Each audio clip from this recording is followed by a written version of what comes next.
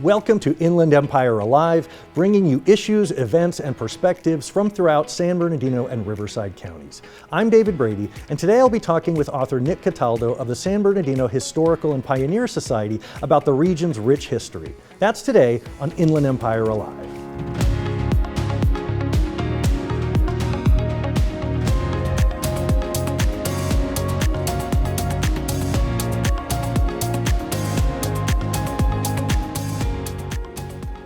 The communities of the Inland Empire have a rich history stretching back hundreds, if not thousands of years. Joining me now to talk about the history of the San Bernardino region is Nick Cataldo, a member of the San Bernardino Historical and Pioneer Society for going on more than 40 years, I understand. Nick, welcome to the program. It's my pleasure to be here. And I understand it is your first time on this program, so yes, welcome. It is.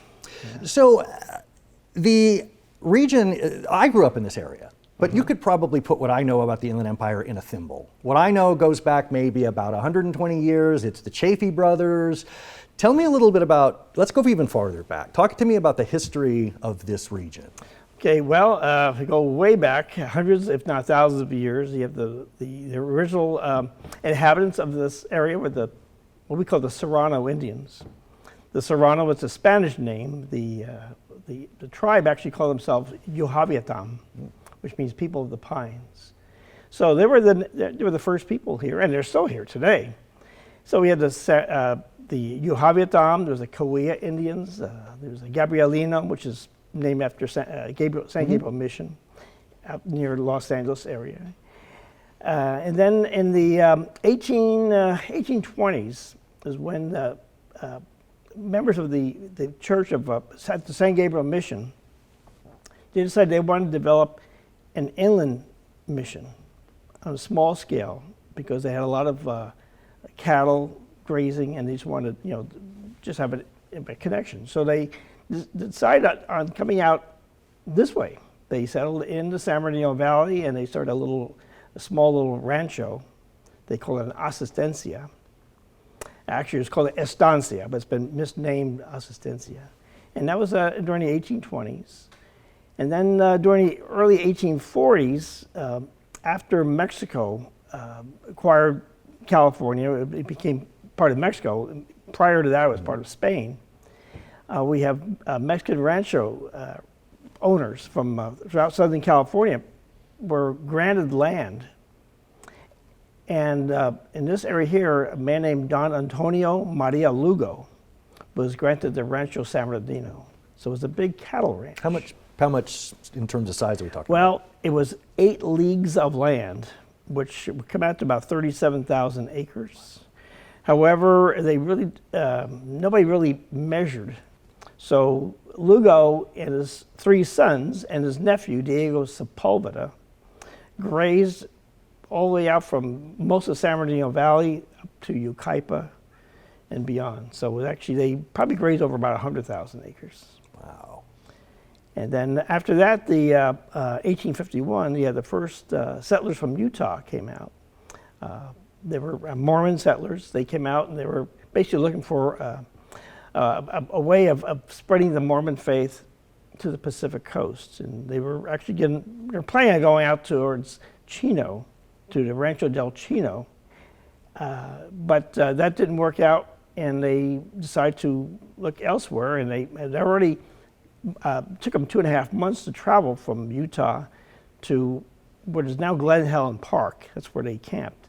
So they're looking for another place to settle, and they decided, they talked to Don Antonio Lugo, who was ready to sell out, and they bought the rancho, and this became a settlement for the Mormons, and eventually became a town and then a city.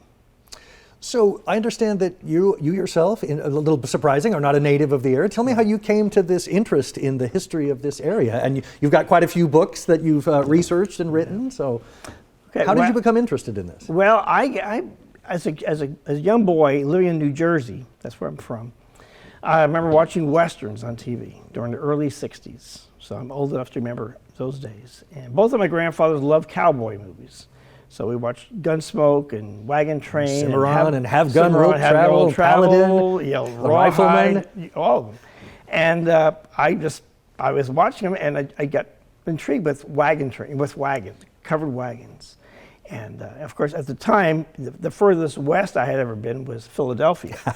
But I knew there had to be a west out there somewhere. And then lo and behold, when I was almost 12 years old, my family decided to move to California. They had been planning for a while, but I didn't know that far in advance. But we traveled, we drove cross country and arrived to San Bernardino, where I had an uncle that was living.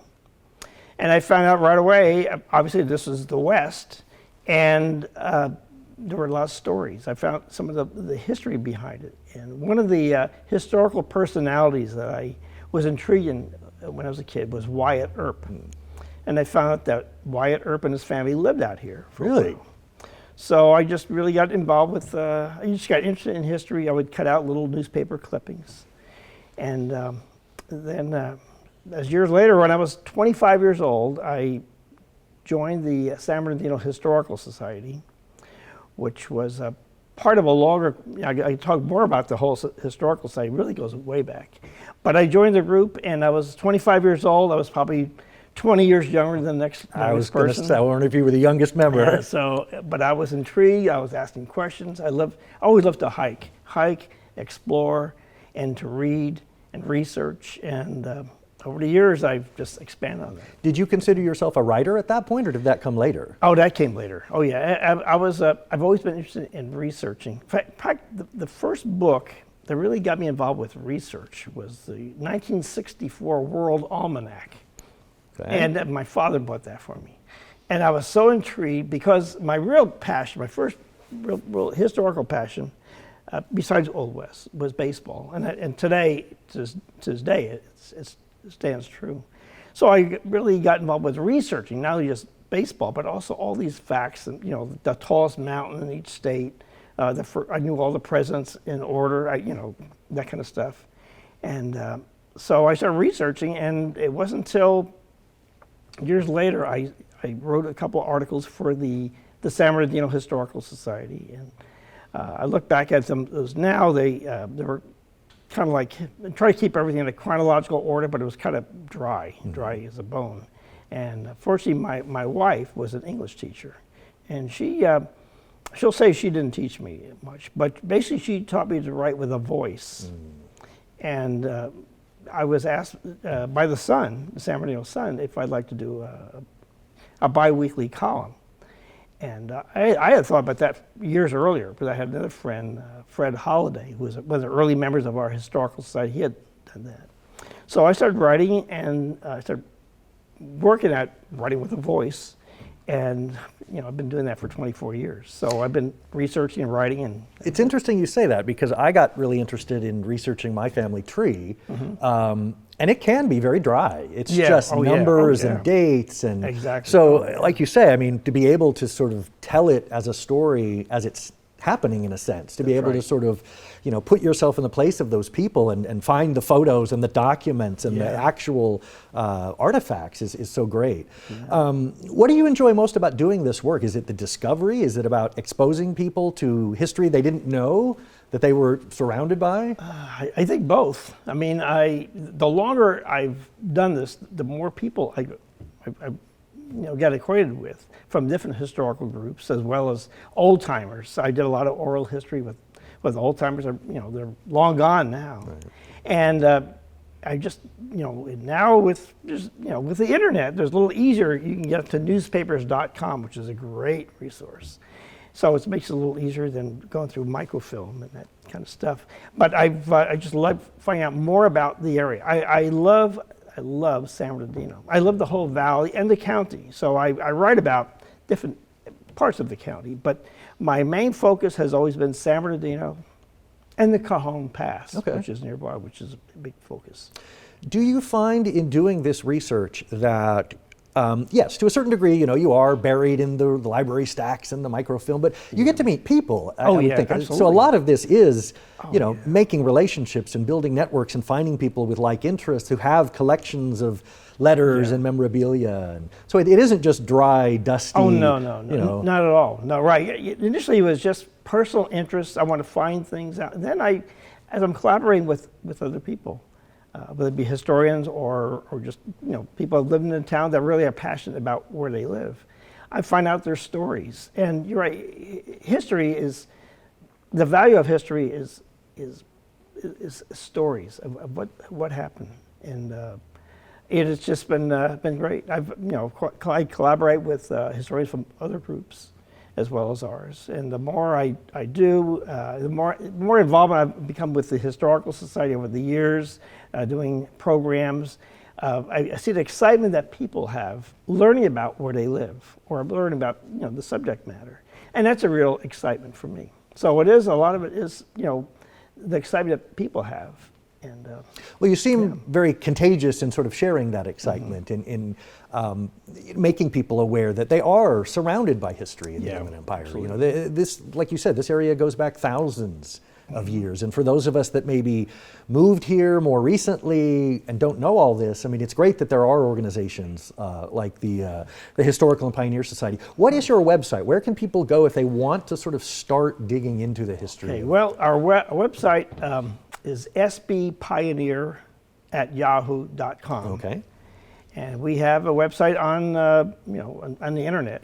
It's I think it says San Bernardino Central. I'm not sure why Central says Central, but there are links to different groups. Well, one of the things that struck me on the website, and it seemed so obvious, was asking people to preserve these great historical photographs and asking people to look through, their attics and their trunks, because this is great material. How important is that to get the message out to folks that have been living here for generations to sort of keep this material, preserve it, save it? It is really important. I think one of the big things is to get people to be interested in where they live, to see the positive.